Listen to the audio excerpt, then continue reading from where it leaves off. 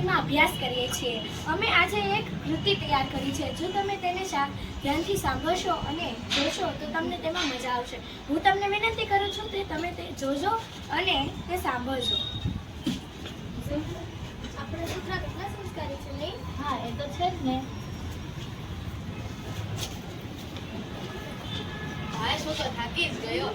પાણી લઈને આવો.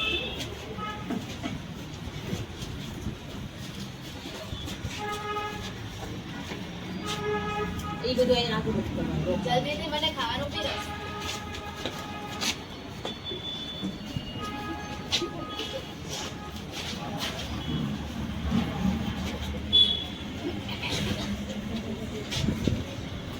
દાદા જમી લીધું? દાદાને કેમ છે?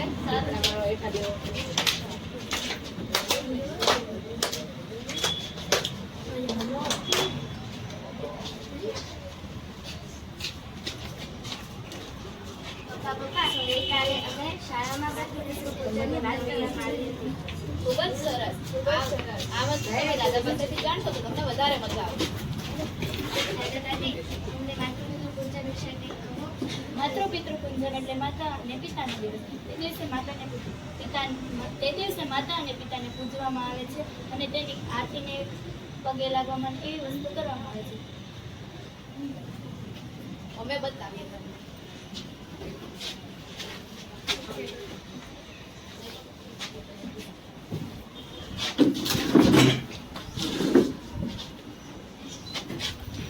પાછળ કરી દે. આ બાજુ દાદા બધી પાછળ કરી દે.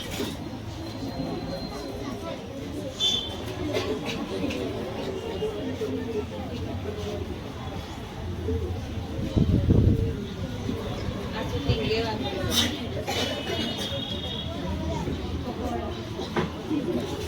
ફોન લાવ્યા છો? તમે વચ્ચે નહીં આવતો.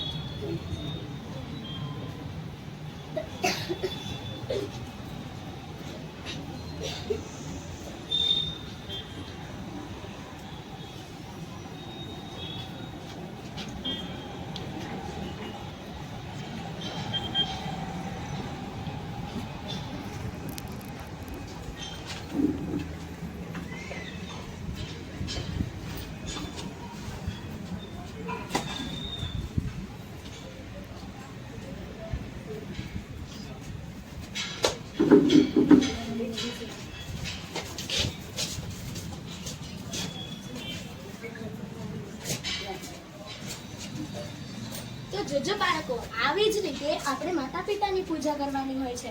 કોણ કોણ ઘરે જઈને આવી જ રીતે માતા પિતાની પૂજા કરશે? અને કોણે કરી લીધી?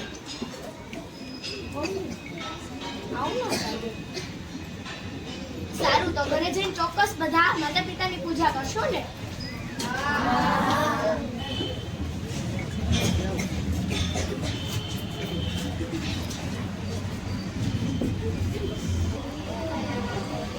તમને ખબર છે આજે શું છે? શું છે?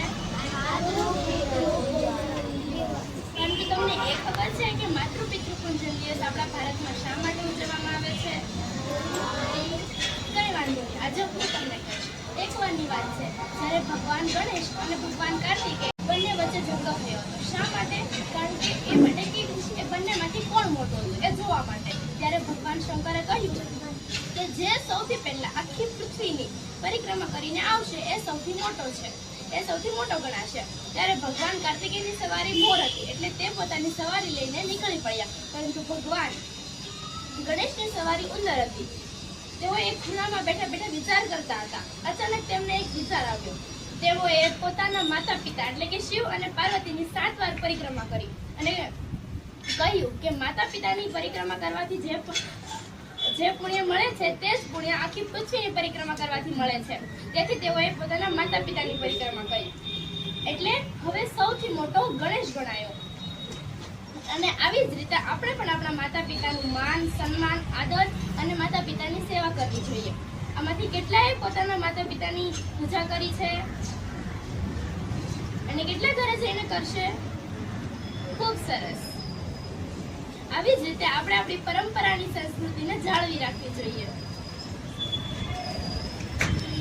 પાડો.